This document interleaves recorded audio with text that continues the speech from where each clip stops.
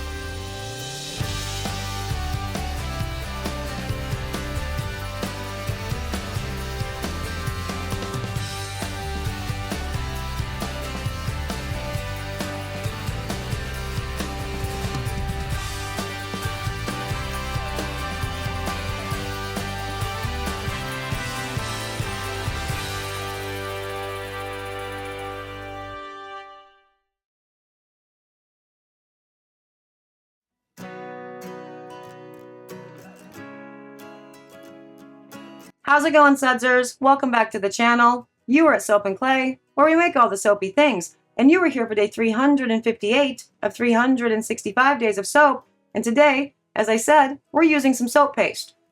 But we are using soap paste in not a whipped sugar soap scrub. Because one of the questions I got a whole lot during that playlist was, hey, what else can I turn this into? Hey, can you make a shaver? So that's what we're doing. We are making shavers, legs, all that. Shavers. Whipped shavers out of a paste, a soap paste that we use for a whipped sugar soap scrub. So, and it's actually great timing because I need to like quadruple everything that I normally keep in stock for the holiday season because 'tis upon us. And so I need to get all of my shavers done anyway. So let's get to the video and we can do that. I don't know if I'm giving a recipe or not. I guess we'll find out, in the video. Okay, so fast and dirty recipe day. So we are starting out with a whipped soap base, right? And realistically, you can use any whipped soap paste recipe that you ended up liking from that whole entire playlist, because there were a lot of them about. I am using the one that is the 50% olive oil, 30% coconut oil, 15% mango butter, and 5% castor oil. And to that, I have added 45% of the total weight of the paste in water, 80% in glycerin, and 45% in stearic acid. Now that has all been melted down and whipped up. This is the base that we are looking at now. So as an actual example with all of that, that would be 7 ounces of paste, 3 ounces of water, 6 ounces of glycerin, and 3 ounces of stearic. Now, I'm using this for a reason so you guys can see the different consistencies, but as I said, you can use any of the soap paste recipes that you like to make your whipped soap base. Also, a question I got a whole lot in that, playlist is, can you make a whole bunch of this base and just let it sit? The answer to that is yes, absolutely. Do your thing. To this recipe, in order to create a whipped shaver, we are going to be adding 5% bentonite, which you can see right there, that I am mixing into the fragrance oil. Now we are going to do this in 2 parts. There's actually a lot going on with this recipe, so I'll give you the rest of the measurements now. So with the total soap base, you're adding 5% bentonite and 5% shea, which I'm going to be adding later. I did just want to show you the kind of schloopy that you're dealing with if you're not adding the shea, as well as 1% preservative, and then your scent kind of as needed. Now, with this and the bentonite clay here, Again, I am mixing that in with the fragrance oil to kind of help it be less clumpy. One of the problems with adding in any sort of extra liquid ingredients with something that doesn't have like the sugar to help stabilize is that, yeah, for sure, it can get really runny. One of the benefits of using the bentonite in all of this is that bentonite loves to soak up moisture. Loves it, loves it, loves it. So while it is in there, even though it looks super runny and not a lot of fun, right? It will continue to solidify and get nice and, well, it's a nice crope consistency. So it's a mix between a shaving cream and a shaving soap, which is actually what I call my whipped shavers. They're cropes by definition.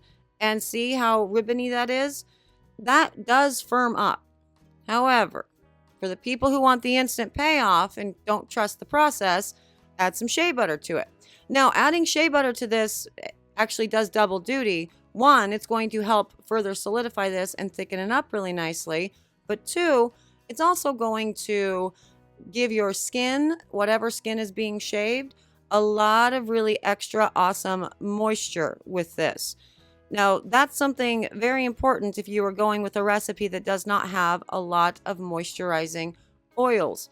Because obviously with the moisturizing oils, it's going to be helping out with the, actual moisturizing of the skin, but you put too many and you're going to run the risk of getting a scant lather.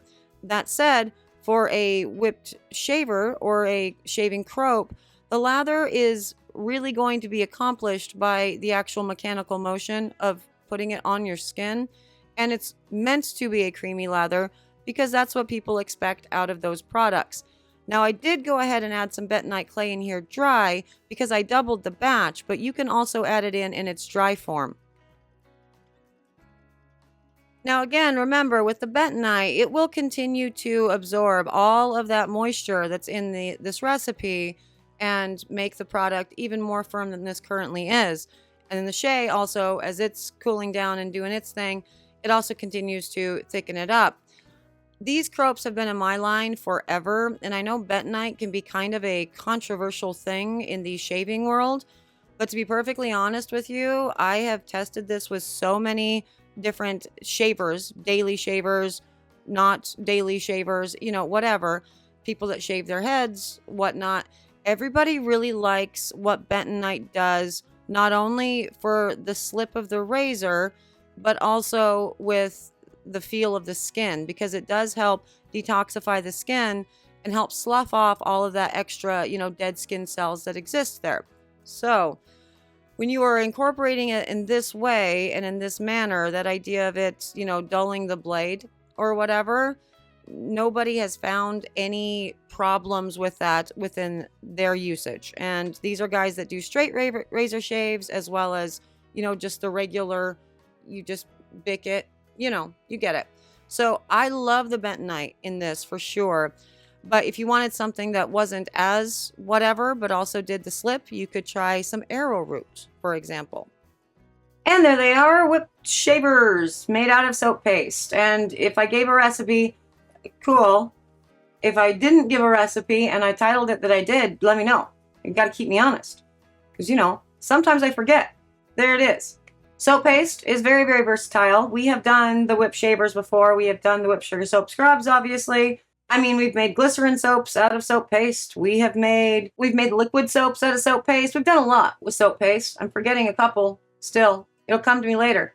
But yeah, it's a very cool thing to have on hand. So in all honesty, having extra at the end of that whipped sugar soap scrub playlist was not a terrible thing. Using it. I appreciate you guys for joining me today. Lots of extra appreciation for my sudsers, obviously. You guys are awesome. Thank you for, joining us whenever you did join us and deciding to click that button and stay forever.